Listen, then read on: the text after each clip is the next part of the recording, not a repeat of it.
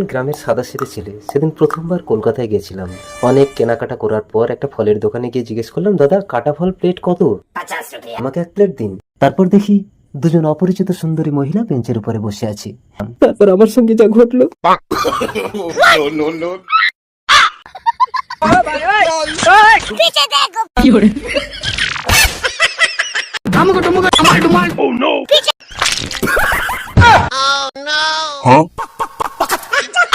আর 1 plate কাটা ফল দিন তো। প্লেটটা নিয়ে বেঞ্চে বসতে গিয়ে দেখলাম একজন অপরিচিত সুন্দরী আমার সমস্ত কেনা জিনিসের ব্যাগটাই নিয়ে পালিয়েছে। তাড়াতাড়ি করে ফলের প্লেটটা বেঞ্চের উপরে রেখে সাধ্যমতো চেষ্টা করলাম সুন্দরীকে খোঁজার। আমার অনেক টাকার জিনিস নিয়ে গেছে।